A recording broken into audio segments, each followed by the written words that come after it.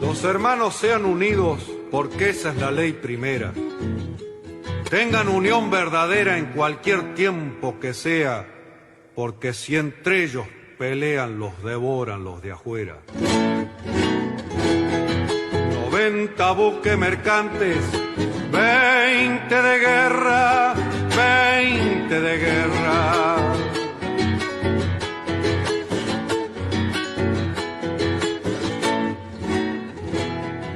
Vienen pechando arriba las aguas nuestras, las aguas nuestras.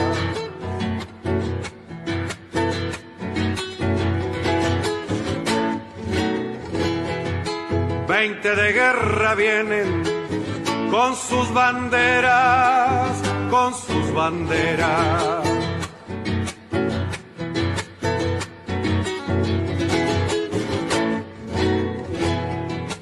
Pucha con los ingleses, quien los pudiera, quien los pudiera, que lo tiro a los gringos, Unigran 7, navegar tantos mares, venirse al cohete, que digo venirse. Buenas tardes, queridos oyentes. Con los acordes y el canto de La Vuelta de Obligado, triunfo tradicional con letra de Miguel Brasco e interpretado por Alberto Merlo. Hoy, 8 de diciembre, damos comienzo al programa 292 de Obligados a Volver. Programa que se transmite todos los miércoles y sábados a las 18 horas. Por nuestra página en Facebook, Obligados a Volver, programa radial. Obligados a Volver, un análisis de la realidad argentina y mundial desde nuestra mirada, que es nacional, popular, democrática, feminista, latinoamericanista, ambientalista y plurinacional. Obligados a volver, porque como dijo el general San Martín, cuando la patria está en peligro, todo está permitido, excepto no defenderla. Recordando y reivindicando además nuestras consignas fundacionales: lealtad a Perón, Cristina Conducción. Dirección: Norberto Raful y consejo de columnistas y asesores. Locución: quien les habla, Marina Martínez. En la operación técnica, Nicolás Rearte. A continuación, Norberto nos comentará, como suele hacerlo, el temario de nuestro programa de hoy. Buenas tardes, Norberto. Buenas tardes, Marina. Buenas tardes a todos, todas y todes, les oyentes de Obligados a Volver. Programa número 292, que se corresponde con el miércoles 8 de diciembre. Como es habitual, lo organizamos en dos bloques. En el primer bloque arrancan las efemérides históricas que prepara Edgardo Margiota y luego le sigue la columna de política nacional de Carlos Olubita. Y a continuación, las noticias de la patria grande que las trae Marina Martínez. Con eso termina el primer bloque, hacemos un pequeño intervalo dedicado a informar sobre nuestros otros medios de comunicación y luego pasamos al segundo bloque con nuestro invitado especial como columnista, el economista Juan Valerdi, economista y docente de la Universidad Nacional de La Plata, que hoy se va a referir al tema del Fondo Monetario Internacional y los acuerdos que están en danza. Le sigue la columna Temas de Cava de Irene Ring, que trae una pregunta sobre Rodríguez Larreta y sus negocios inmobiliarios en la ciudad de Buenos Aires. ¿Pondrá freno AISA al proyecto de la inmobiliaria Larreta? A continuación, la columna de pueblos originarios que trae Nora Ríos con La Nación de Aguita. Y cerrando el bloque y el programa, Cristina, y los cubanitos. Una sorpresa muy agradable para todos ustedes. Dicho esto, ¿qué te parece, Edgardo, si empezás con las efemérides? Conocer el pasado para iluminar el presente y construir el futuro. Efemérides correspondientes a la semana que se inicia. 8 de diciembre de 1977 se inicia la cacería que duró 3 días, desde el 8 de diciembre al 10 de diciembre, por la que fueron secuestradas y desaparecidas 12 personas que se reunían regularmente en la iglesia de la Santa Cruz, en el barrio porteño de San Cristóbal, con el propósito de averiguar el paradero de sus familiares desaparecidos por la dictadura. En la noche del 8 de diciembre, un grupo de tareas de la ESMA secuestra a las madres Esther Balestrino de Cariaga y María Eugenia Ponce de Bianco, a la monja francesa Alice Dumont y a 4 militantes cuando terminaban una reunión para organizar una colecta de dinero con el fin de publicar una solicitada con los nombres de sus familiares desaparecidos. Ese mismo día secuestran a otros 3 militantes que integraban el grupo de la Santa Cruz. El plan de secuestro terminó el 10 de diciembre con la captura de la madre Azucena Villaflor y de la monja francesa Lionel Duquet. Alfredo Astiz, quien se había infiltrado en el incipiente movimiento de derechos humanos de Madres de Plaza de Mayo, proporcionó los datos que guiaron a la patota de la ESMA para realizar los secuestros. Los 12 secuestrados integraron la lista de los vuelos de la muerte y fueron arrojados con vida al mar. 9 de diciembre de 1985 se dicta la sentencia del juicio a las juntas condenando a Jorge Rafael Videla y Emilio Eduardo Macera a reclusión perpetua, a Roberto Eduardo Viola, a Armando Lambruschini y a Orlando Ramón Agosti a 17, 8 y 4 años de prisión respectivamente. 9 de diciembre de 2008, la presidenta Cristina Fernández de Kirchner promulga la ley que crea el Sistema Integrado Previsional Argentino, SIPA, y elimina el régimen de capitalización de las AFJP administradoras de fondos de jubilación y pensión. 10 de diciembre de 1945, Juan Domingo Perón y Evita contraen matrimonio religioso en la parroquia de San Francisco de la ciudad de La Plata. 10 de diciembre de 1948, la Asamblea General de las Naciones Unidas aprueba la Declaración Universal de Derechos Humanos. Por esta razón, en esta fecha se celebra el Día Internacional de los Derechos Humanos. 10 de diciembre de 1983, Día de la Restauración de la Democracia. Raúl Alfonsín asume como presidente de la Nación, poniendo fin a más de 7 años de dictadura cívico-militar en la Argentina. 12 de diciembre de 1955, la dictadura de Aramburu promulga el decreto ley número 3855 por el que se declaran disueltos en todo el país los partidos peronistas masculino y femenino. Cuando el 1 de diciembre el gobierno anunciaba el inminente despacho de la norma, ese mismo día el general Perón enviaba a todos los peronistas el siguiente mensaje: la disolución del Partido Peronista por decreto de la dictadura no debe dar lugar a la dispersión de nuestras fuerzas. Es preciso seguir con nuestras organizaciones. Tanto las mujeres como los hombres peronistas deben seguir reuniéndose para mantener el partido. Cada casa de un peronista será en adelante una unidad básica del partido. La Confederación General del Trabajo y sus sindicatos, atropellados por la dictadura, deben proceder en forma similar. Yo sigo siendo el jefe de las fuerzas peronistas y nadie puede invocar mi representación. Si hay elecciones sin el peronismo, todo buen peronista debe abstenerse de votar.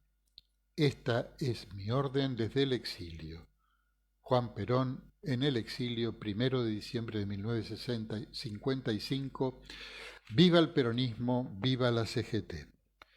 13 de diciembre de 1828, el coronel Manuel Dorrego, gobernador de Buenos Aires, enrolado en el Partido Federal, con gran ascendiente entre los pobres y marginales, depuesto tras el levantamiento del 1 de diciembre de ese año, es fusilado en Navarro por orden del general Juan Galo de la Valle, cabecilla de dicha sedición.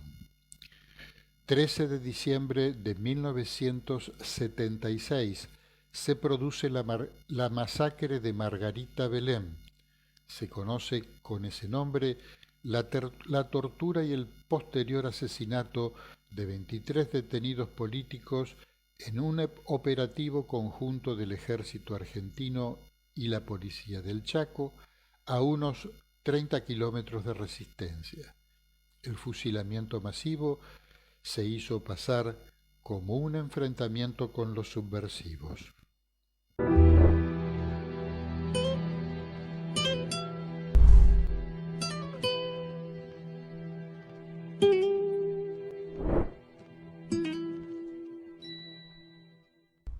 Hola, soy Carlos Solubica y voy a hablar de la política nacional. En el momento de realizar esta grabación es el lunes 6 de diciembre a las 17. El resultado de las PASO en septiembre produjo un sacudón dentro del Frente de Todos. Ahora, el resultado de las elecciones generales en noviembre mantiene convulsionada a la alianza de Juntos por el Cambio. Más que juntos parecen estar cada vez más separados. El triunfo que lograron en las urnas, menor a las expectativas que se habían hecho a partir de los números de las primarias, puso al rojo vivo las internas y las ambiciones personales. A diferencia del Frente de Todos, que procesó la derrota en términos de discusiones por las políticas de gobierno y la gestión, enfocándose en el relanzamiento del espacio para encarar los próximos 2 años, la coalición opositora está que arde por la disputa anticipada de las candidaturas para el 2023 y la pelea por el liderazgo vacante luego del fracaso de Mauricio Macri. Los radicales, que sienten que les llegó la hora de salir del lugar de socio menor al que lo relegó el PRO durante los 4 años de gobierno macrista, pero tienen abierta su propia guerra interna por la conducción de la UCR. Los del PRO, que pulsean por reemplazar a don Mauricio en la conducción del partido, mientras el aludido se resiste con uñas y dientes a que lo jubilen de oficio. La coalición cívica que tiene, como es costumbre, a Alicia Carrió disparando con munición gruesa para todos lados, actitud que le vale ser señalada reiteradamente por sus propios socios como funcional al kirchnerismo. Picó en punta la comandante Patricia Bullrich, pasando factura a Larreta por los módicos resultados de su enroque entre María Eugenia Vidal y el Colorado Santilli, a la vez que se atribuyó el éxito de su gira proselitista por el interior del país, que fue lo que permitió, según ella, quitarle el quórum propio en el Senado al Frente de Todos. Ensoberbecida, arremetió contra la jefatura del bloque de diputados PRO que ostenta Cristian Ritondo, con la idea de colocar en ese lugar a un hombre de su confianza, Gerardo Milman, pero se estrelló contra una pared al momento del poroteo. Igual promete no aflojar en su ambición de ser candidata presidencial en 2023, mal que le pese a Larreta. Macri, Mauricio, por su parte, se aferra a la ilusión de un segundo tiempo en el que solo él parece creer, pero que implica su permanente e incómoda para sus socios presencia en los medios de comunicación amigos. Perdón. El otro Macri, Jorge, toma distancia de su primo, rebautizado como la Mancha Venenosa, y decidió mudarse de Vicente López a la ciudad de Buenos Aires, en un acuerdo con el jefe de gobierno que construye con paciencia el trampolín para saltar al sillón de Rivadavia.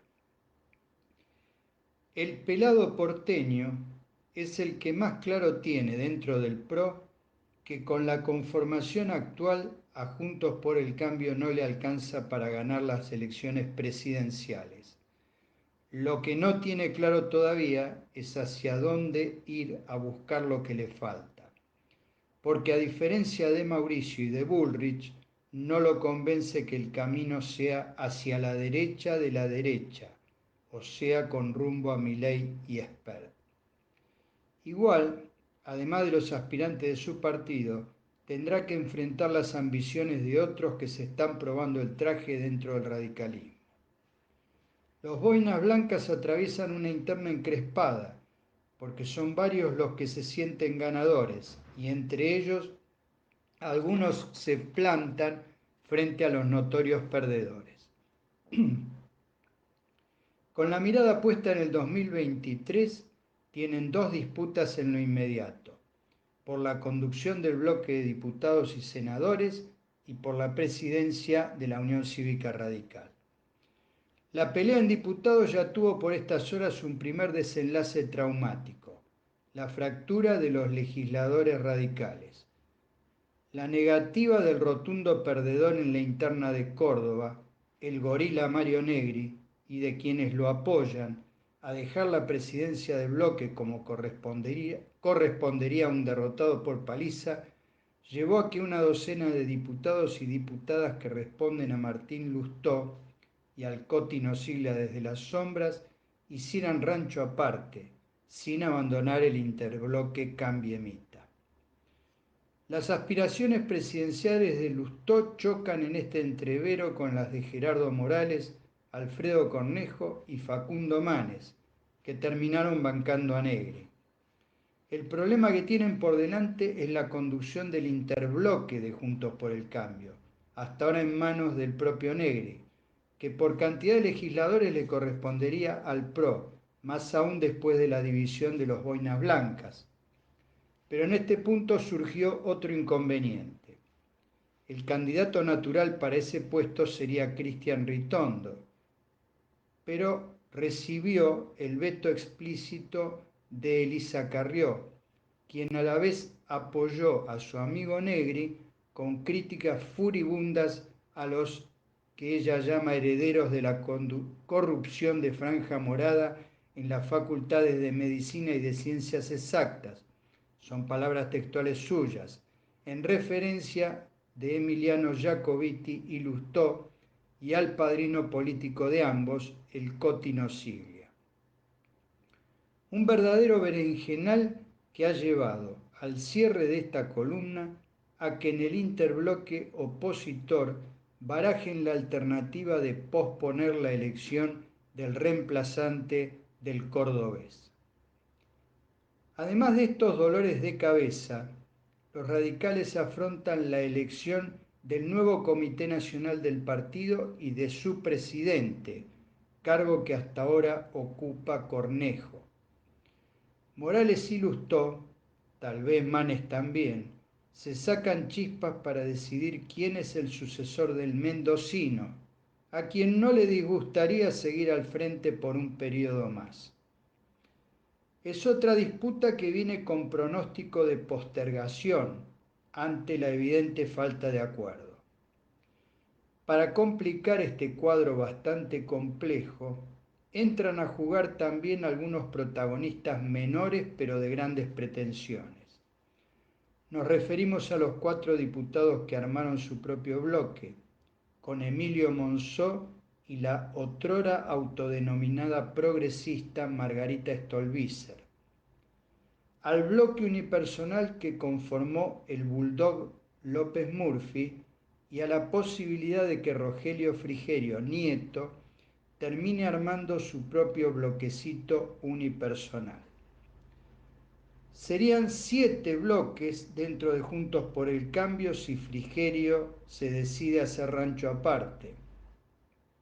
Pero de movida estamos hablando como mínimo de 6 bloques ya conformados. Será muy interesante observar cómo resuelven a partir de mañana, que deben presentarse los bloques con sus autoridades, la distribución de cargos en la presidencia y las vicepresidencias de la Cámara, en las secretarías y en las comisiones. Y falta un dato de color. El inefable e inimputable Florencio Randazzo, a quien el labañismo daba como seguro integrante de su minúsculo bloque, dijo al pasar que no descartaba sumarse a las filas de Juntos por el Cambio. Éramos pocos y parió mi abuela, diríamos los muy veteranos y veteranas, pero debemos reconocer que sería la actitud más coherente en muchos años de este empleado de Héctor Mañeto. Les mando un fuerte abrazo a todas y todos.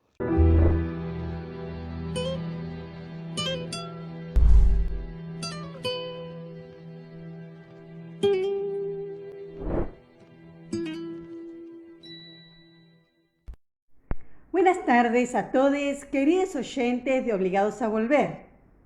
En este espacio dedicado a nuestra patria grande, hoy quiero compartir con ustedes, en primer lugar, la situación que atraviesa nuestra hermana nación de Colombia, un país del que poco se habla en los medios hegemónicos. ¿Será tal vez porque Iván Duque responde a los mandatos de la Embajada de Estados Unidos? Quizás sea este el motivo por el cual, luego de 2 meses de paro general en abril y mayo contra el gobierno, no se volvió a dedicar muchas páginas para contar lo que verdaderamente sucede en la nación sudamericana. Fuentes como El Espectador de Colombia nos informan que la desaprobación del presidente va en ascenso, siendo la más alta que haya tenido un mandatario en dicho país, con un 69,8% de imagen negativa. Para que nos demos una idea de cómo gobierna Duque, les cuento que obviamente es desde un modelo neoliberal de derecha. Este pasado domingo, la Sociedad Interamericana de Prensa publicó una dura crítica contra un proyecto de norma anticorrupción, escuchen bien, anticorrupción, que se pretende convertir en ley en el Congreso colombiano. En ese proyecto, es inaudito esto, escuchen bien, en ese proyecto de una ley anticorrupción se ha incluido un artículo que propone penar con 10 años de cárcel y multas millonarias a quienes critiquen a funcionarios públicos. Imagínense si eso lo hiciera Alberto Fernández, ¿no? ¿Qué dirían? ¿Que es una dictadura? Bueno, esto es censura, sin más, sin menos. La iniciativa también contempla la cancelación de la personería jurídica de las instituciones de donde proviniere la crítica que se considere, o sea, que el gobierno considerara injuria o calumnia. O sea que, bueno, ellos decidirían qué es injuria y qué es calumnia, claramente todo lo que no les guste que se diga. Realmente resulta muy extraño que haya una disposición de este tipo en una ley de anticorrupción, cuando justamente de lo que se trata en este tipo de leyes es que haya transparencia, ¿verdad? Claramente el propósito de este proyecto es legalizar una censura que amordazaría a cualquier medio que intentara revelar cualquier aspecto de la realidad colombiana que el gobierno quisiera ocultar. Por ejemplo, no salen los medios que luego de casi 2 meses de paro nacional el gobierno apeló, como suelen hacer los regímenes neoliberales, a la represión con la más extrema violencia, a la estigmatización y a la tortura de los manifestantes que estuvieron al frente en lo que llamaba la primera línea de las protestas. Las protestas que eran contra las medidas de ajuste, desempleo y hambre del gobierno de Iván Duque, por supuesto contra el pueblo. Como tampoco se habla de las cientos de masacres de líderes sociales en Colombia. La realidad colombiana está muy lejos de la paz que se acordó en 2016 con las FARC. Y las sucesivas violaciones a este tratado de parte de Iván Duque, la casi imposible reinserción de los que intervinieron en la guerrilla y los grupos paramilitares han convertido a Colombia en un territorio en el que, lejos de poder vivir en paz, el pueblo vive amenazado por la violencia estatal, represiva y también por la desatada contra líderes y lideresas del campo popular. El próximo año hay elecciones presidenciales en Colombia y ya hace unos meses se están tejiendo alianzas que puedan conducir a un cambio de rumbo del país en dirección al cumplimiento del acuerdo de paz y a una vida digna para todos, todas y todes les colombianos. Pero, afortunadamente, no todo es corrupción de gobiernos de derecha en nuestra América. También hay buenas noticias, por supuesto.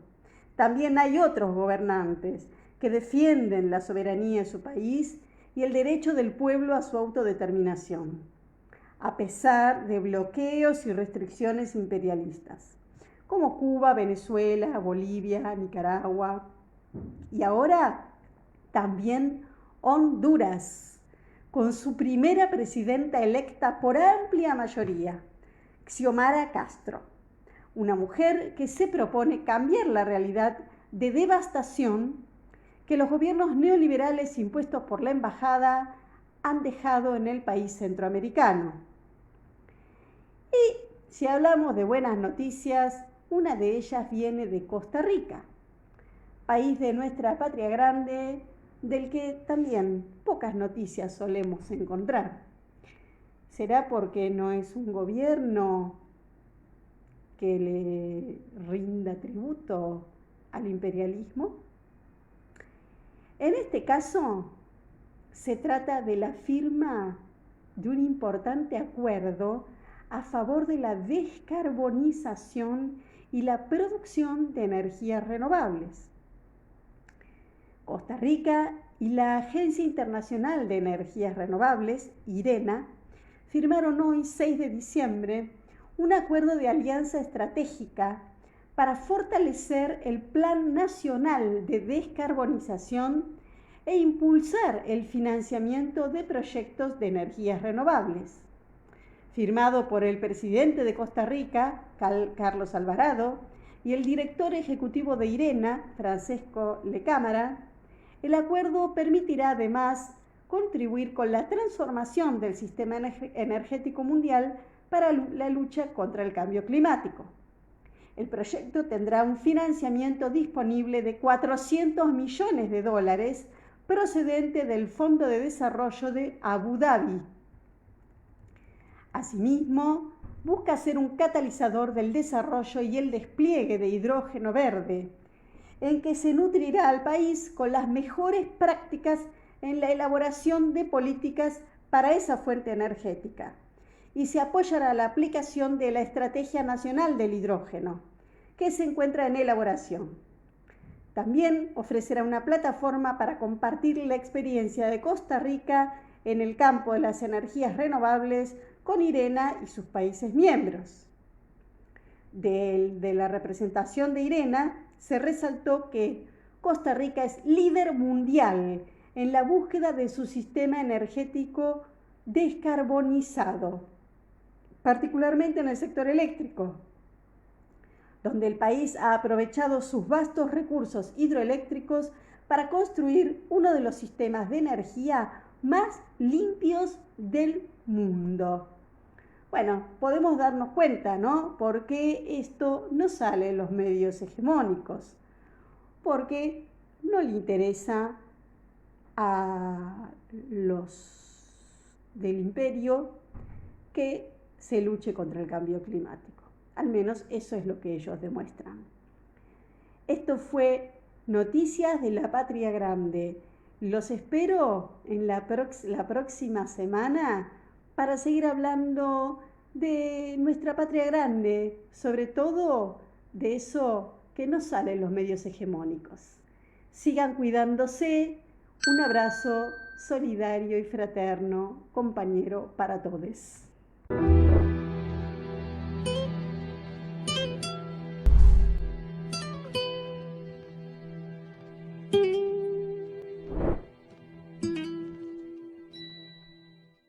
Obligados a volver, se solidariza con Milagros Sala, injustamente detenida desde enero de 2016, y con todos los demás detenidos y perseguidos por el régimen macrista y sus cómplices del sistema judicial, por la pronta liberación de los presos políticos.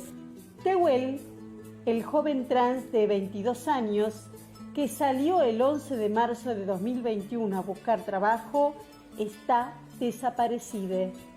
Y hasta hoy no sabemos qué le sucedió.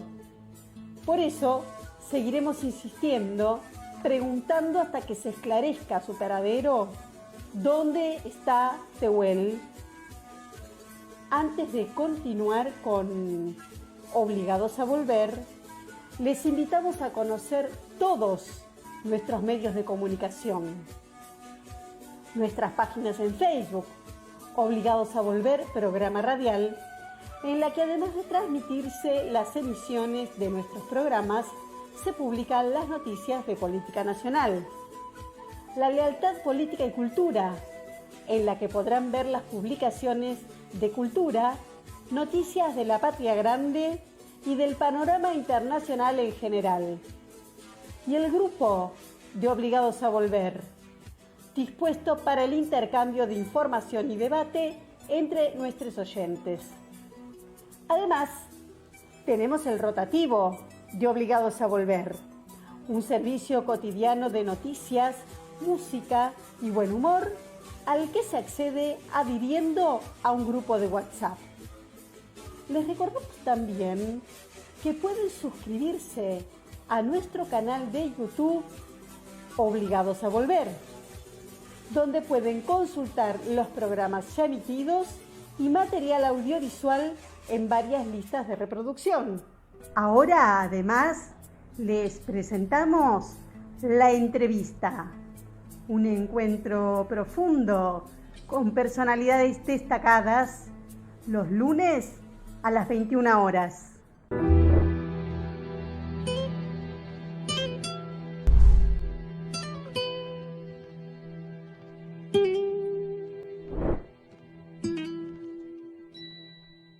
Bueno, este es mi aporte de economía y política, política y economía.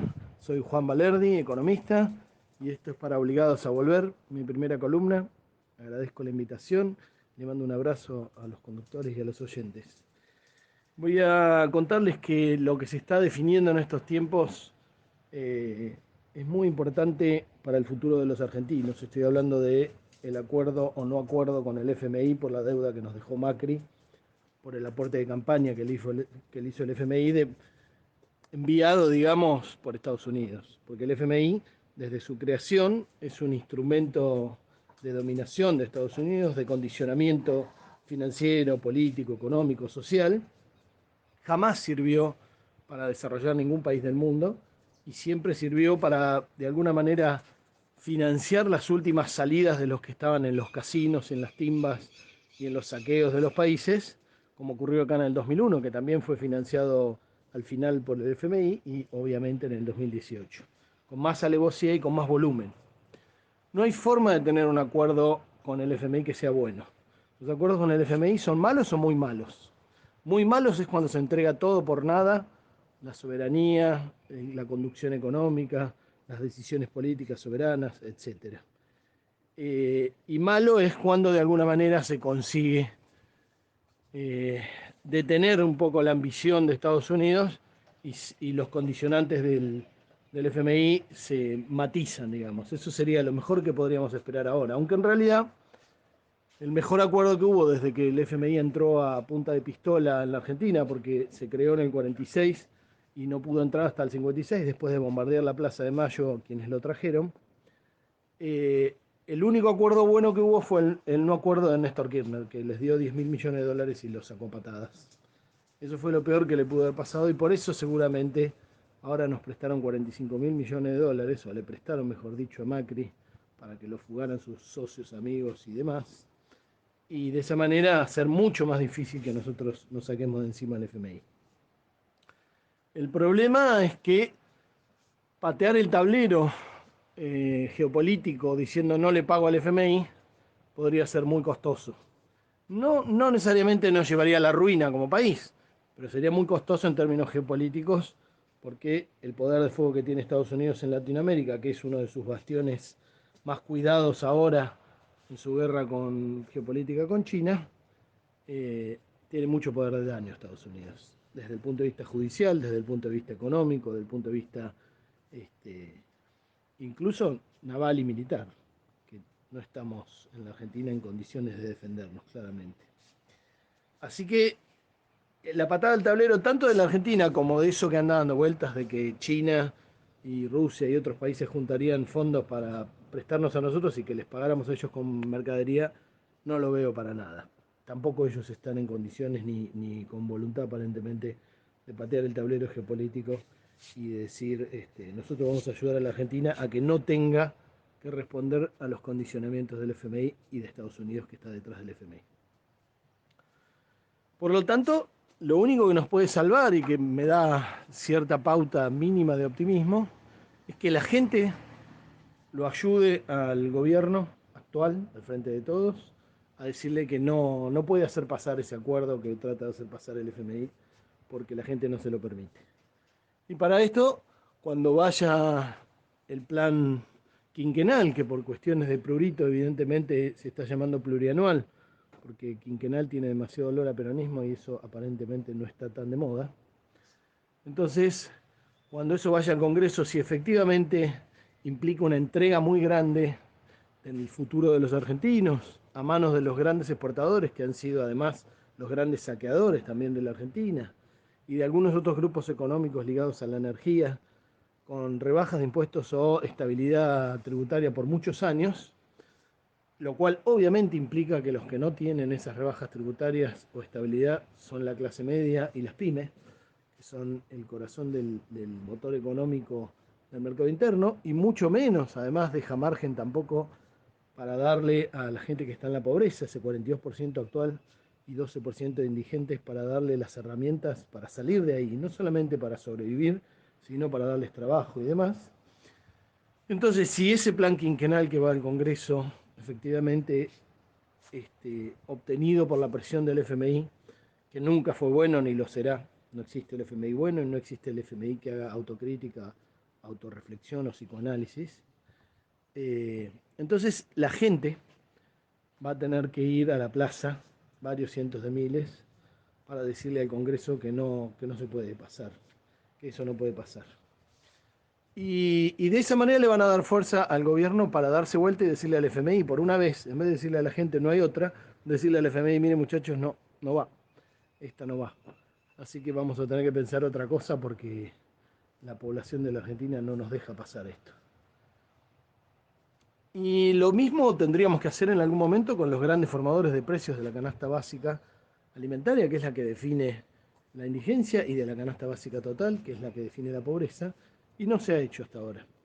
Después de 4 años de estar cebados los grandes monopolios y oligopolios, cebados por el macrismo, 2 años de pandemia, de buenas maneras, de pactos de caballeros y de pedido de solidaridad, evidentemente no van a revertir a las bestias que son carnívoras, y por más que se coman muchos antílopes, los leones nunca se van a volver vegetarianos por cansancio.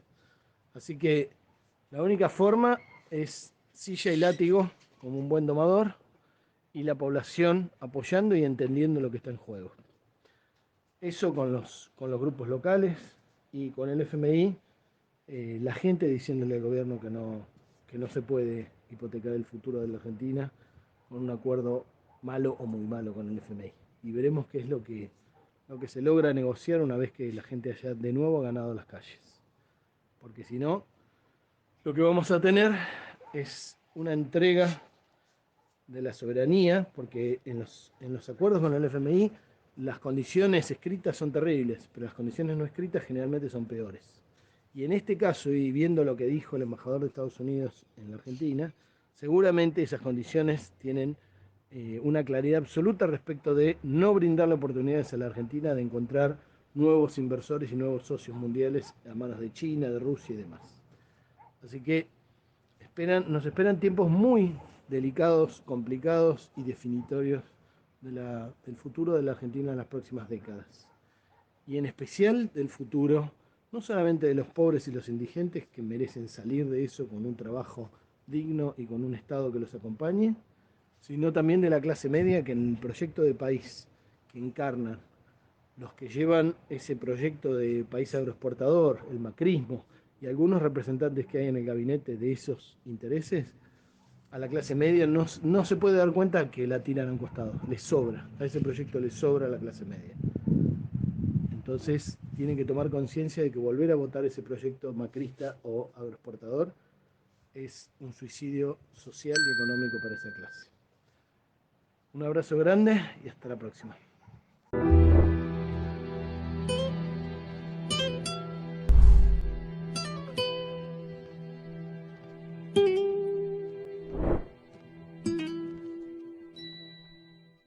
Buenas tardes, compañeras y compañeros de Obligados a Volver. Nos reencontramos en esta columna que trata sobre temas de la Ciudad de Buenos Aires. Soy Irene Ring y en esta oportunidad, como en tantas otras, no me queda otra que plantear la temática de la transferencia de tierras públicas al sector privado y la entrega de la planificación de la Ciudad de Buenos Aires a las grandes corporaciones inmobiliarias de acuerdo a sus intereses económicos por el gobierno de Horacio Rodríguez Larreta y sus aliados. En ese sentido, quería comentar lo que sucedió en la legislatura el pasado jueves 2 de diciembre. Y bueno, ¿qué pasó? Que se aprobaron varias medidas que van en el sentido recién descrito, medidas como ser la rezonificación de Costa Salguero, lo cual va a permitir construir torres en altura, más también hacer otro tipo de construcciones comerciales como gastronómicas, hoteleras, oficinas, etcétera. Todo esto obviamente en contra de lo que establece la Constitución de la ciudad, que plantea que los espacios ribereños deben ser de acceso libre, de acceso público y gratuito. Por otro lado, también se aprobó el proyecto polémico de costa urbana de la corporación IRSA en el predio de Ciudad Deportiva Boca, que lo que menos va a tener es infraestructura deportiva para los ciudadanos porteños, sino que va a tener una gran cantidad de torres, va a constituir una especie de barrio náutico privado sobre un humedal, un proyecto que no tuvo en cuenta ningún estudio de impacto ambiental, que va a ser perjudicial para el ambiente y que, al igual que Puerto Madero, va a ser un lugar con gran cantidad de viviendas suntuosas, muchas de ellas que quedarán vacías. En Puerto Madero tenemos aproximadamente 50.000 unidades ociosas, mientras en la ciudad de Buenos Aires hay problemas habitacionales, tanto en la clase baja, pero también en la clase media baja y clase media. Por otro lado, se legalizaron obras ilegales. ¿Por qué ilegales? Porque son obras que habían construido más de lo que tenían permitido. Bueno, ahora eso se legalizó y a la vez se aprobaron 9 convenios urbanísticos que sabemos que también son convenios a la medida de lo que necesitan las grandes desarrolladoras inmobiliarias. Así, tenemos como consecuencia la entrega de la costanera a las corporaciones, la planificación es también de nuestra ciudad entregada a la especulación inmobiliaria, la destrucción de humedales, de espacios verdes, la falta de creación de espacios para la recreación y el deporte, con todo lo saludable que eso significa. Y bueno, y podríamos seguir.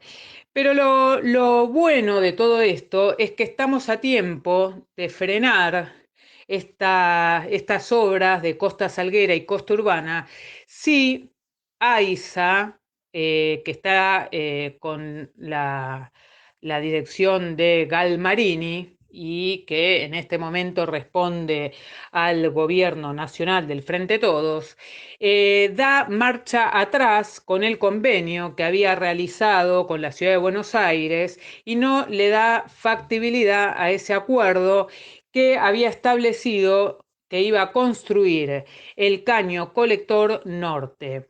Ese caño colector norte es la obra de infraestructura necesaria para que estos desarrollos inmobiliarios como Costa Salguero y Costa Urbana sean posibles.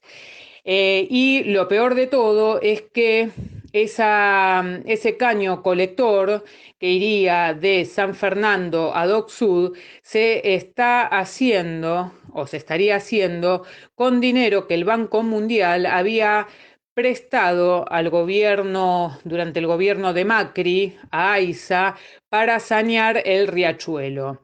Así que sería importante que el Frente de Todos, a través de AISA, con Malena Galmarini a la cabeza de este organismo, puedan no darle factibilidad a este convenio, que no avancen con la construcción de este caño colector y quizás así estas grandes obras privadas que se apoyan muchas veces en la inversión pública puedan no realizarse y que los fondos se destinen a donde se tienen que destinar, que es el riachuelo. Así que bueno, vamos a ver qué es lo que sucede. Es importante que esta información se difunda, se divulgue y que los colectivos, organismos, ONGs que se estuvieron movilizando pidiendo por más espacios verdes, por respeto a los humedales, porque den soluciones habitacionales, teniendo esta información, bueno, también puedan reclamar en este sentido que AISA entonces no permita la construcción de ese caño colector que, como dije, es algo muy necesario para estas obras suntuosas que solo beneficia a los ricos de siempre. Veremos cómo se desarrollan los acontecimientos, qué es lo que va a hacer el Frente Todos con esta posibilidad de poner un freno, si lo va a poner o va a seguir todo como hasta ahora. Bueno, esperemos que no sea este último el caso.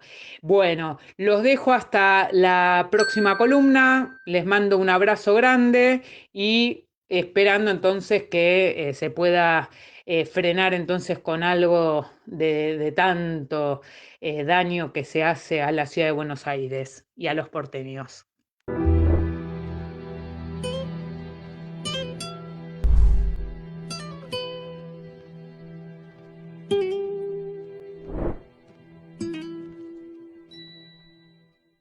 Buenas tardes para todos, soy Nora Ríos y hoy voy a hablarles del pueblo-nación diaguita, reconstruyendo su historia. El pueblo-nación diaguita son, en esencia, un pueblo que respeta y convive con cada ser de la naturaleza, en una relación de reciprocidad y complementariedad.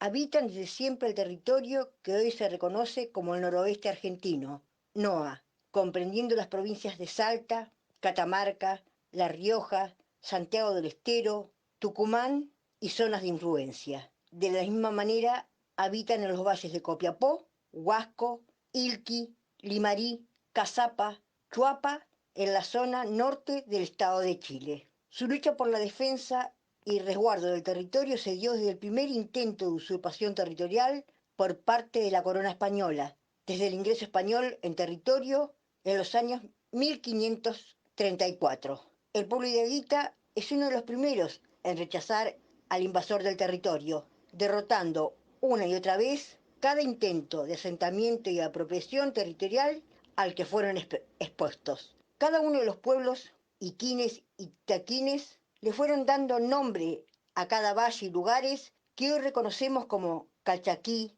Cachi, Huachipa, Chicuana, Hualfín, Cajuayguatí, Animanao, Amblomé, Colomé, Luracatao, Colomé, Chisimanao, Tolombón, Amblayo, Piul, entre otros. Existen tres etapas o momentos más visibles de la lucha que tuvo que dar, la nación diaguita para preservar el territorio ancestral. Fue necesario un alto grado de organización política y cultural, pues hubo que confederar a la mayoría de los pueblos de la nación diaguita para dar una lucha estratégica y conjunta.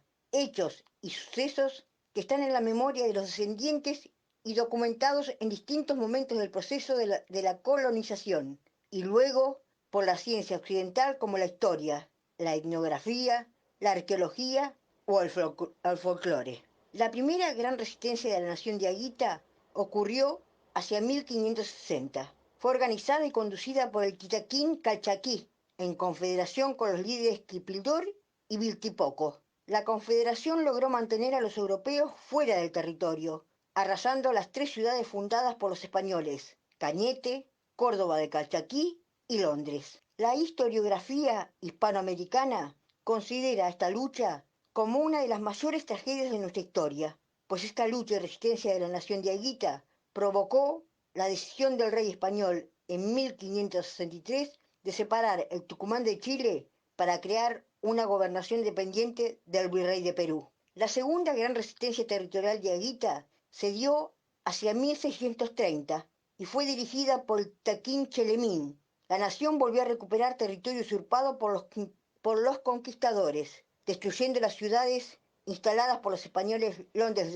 II y Nuestra Señora de Guadalupe. La tercera gran resistencia diaguita se dio hacia los años 1660, donde la lucha muy desigual y el sistema de traslado forzoso empleado por el conquistador quebró parte de la resistencia territorial organizada por la nación diaguita, al ser trasladados a distintos territorios, como los Quilmes a Buenos Aires. Otros pueblos fueron llevados hacia lo que hoy es Santa Fe, Córdoba, Tarija, entre otros lugares. El Valle Calchaquí heredó el nombre con el cual, hacia el siglo XVII, se comienza a denominar esta parte del territorio diaguita, en homenaje al líder y guía Titaquín Calchaquí. Calchaquí, junto a Chelemín, sintetizan el legado de la historia en defensa del territorio ancestral. Ellos supieron organizar como pueblo-nación para mantener libre de usurpadores el territorio. El idioma es el cacán, idioma originario común a todos los pueblos que componen la nación diaguita, con los distintos dialectos de acuerdo a cada valle o región. Idioma que fuera prohibido apenas iniciado el proceso de colonización.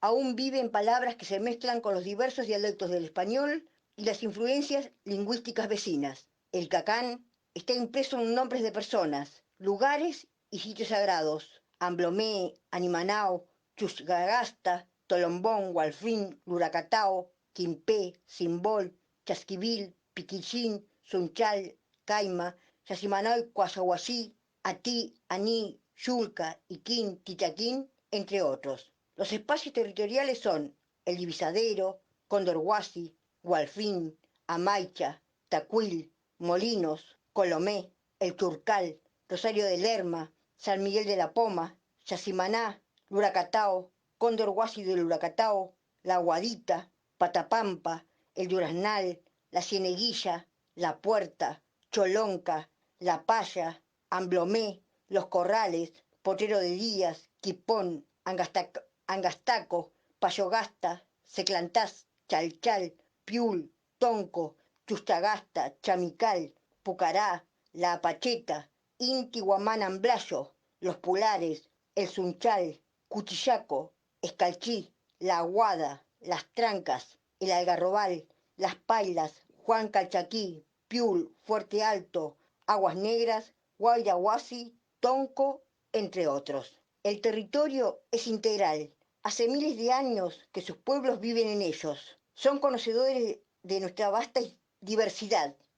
Poseen prácticas y saberes culturales que fueron transmitiendo de una generación a otra, que permitió desarrollar y proyectar la identidad en una relación armónica y complementaria con todos los seres de la naturaleza. Esta conexión de armonía y complementariedad difiere ampliamente del valor utilitario atribuido desde una mirada mercantilista occidental. Las montañas, el sol, el agua, el fuego, el aire, la tierra, las plantas y los animales son sagrados para los pueblos originarios y por eso coexisten en una relación armónica con cada uno de esos elementos. Su historia espiritual se basa en la relación armónica entre los elementos vitales como el aire, el agua, el fuego y la tierra. Estos elementos conforman su territorio del cual son parte indivisible.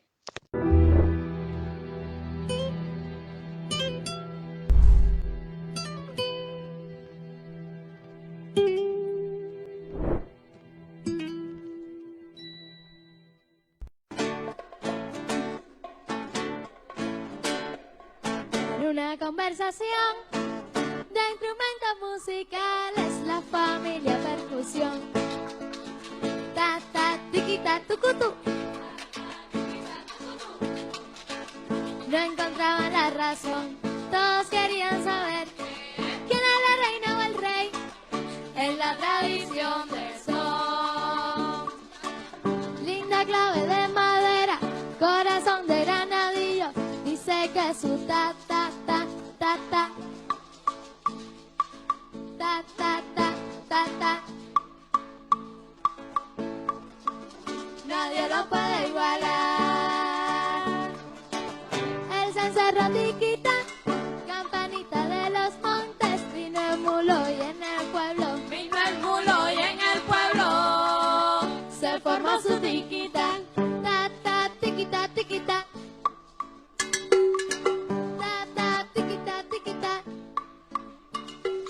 Tiquita, tiquita, tiquita, tiquita, tiquita.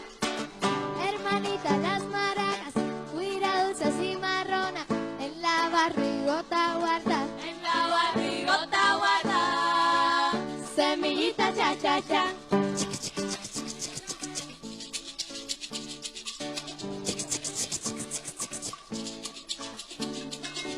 Ta ta tiquita, tiquita, ta ta tiquita, tiquita. Tiquita, tiquita, tiquita, tiquita, tiquita. El pongo con su trucuta, las parejas de tambores con el cuero de los chivos, con el cuero de los chivos. Truco, truco hace bailar. Paco tucu, paco tucu, paco tucu, paco. Paco tucu, paco tucu, paco tucu, paco. Ta ta tiquita, tiquita, ta ta tiquita, tiquita. Bueno, presidenta, yo creo que el rey del son es el que marca la base, ¿no? Y el que marca la base aquí, bueno, la que marca la base es la guitarra. Lleva la armonía también. La reina del son son las claves, que son las que llevan el ritmo en la música. No, Claudia. No, caballero, no. Claudia, no. ¿Y dónde dejas a las maracas? Que son las que llevan la sabrosura. No quiero eso, quiero eso. Bueno, caballero, yo creo que esa...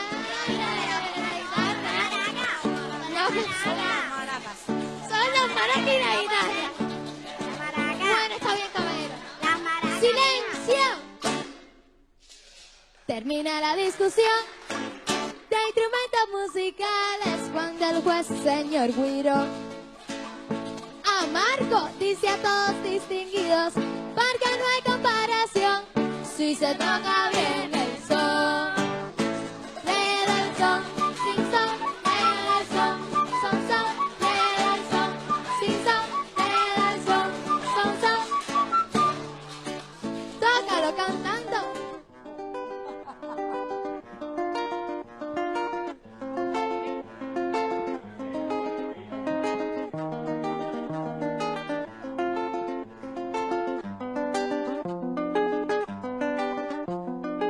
Si no creyera en la locura de la garganta del sinsonte, si no creyera que en el monte se esconde el trino y la pavura, Si no creyera en la balanza, en la razón del equilibrio, si no creyera en el delirio, si no creyera en la esperanza, si no creyera en lo que venció, si no creyera en mi camino, si no creyera en mi sonido, si no creyera en mi silencio, qué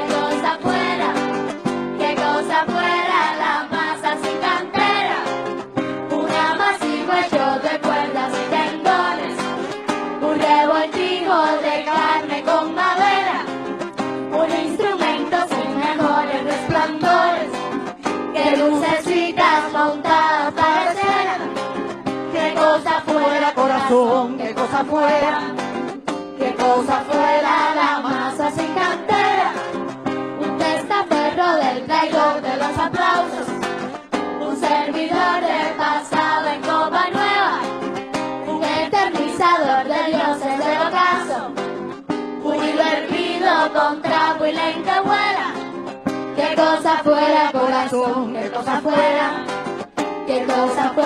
la masa sin cantera, qué cosa fuera corazón, qué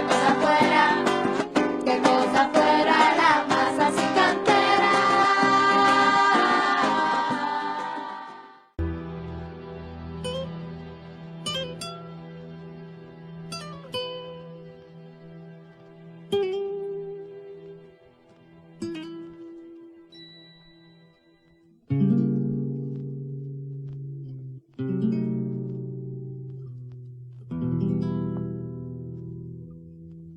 Se nos está terminando el programa.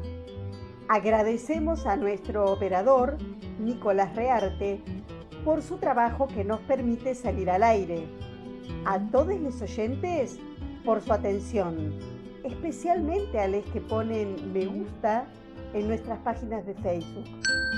Antes de despedirnos, les recordamos que nuestro programa de radio, Obligados a Volver, se transmite todos los miércoles y sábados, siempre a las 18 horas. Este fue otro programa de Obligados a Volver, emitido desde nuestra página en Facebook, Obligados a Volver, programa radial.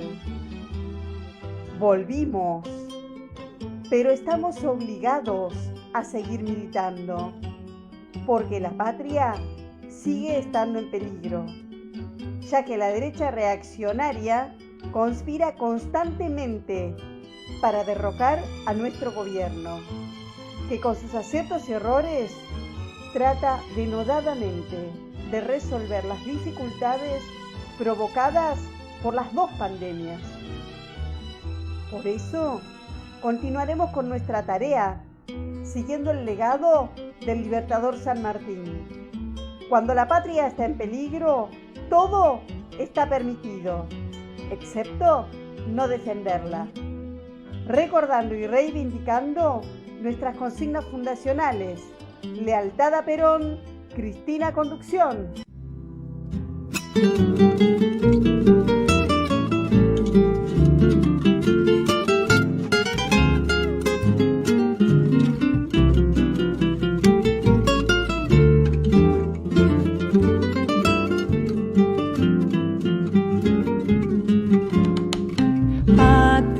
mi gente en su tierra, es nuestra forma de ser.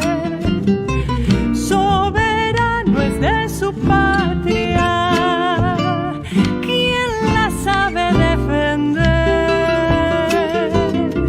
Soberano es de su patria, quien la sabe defender. Hombres, mujeres luchando, es codo a codo el deber, soportando el mismo fuego.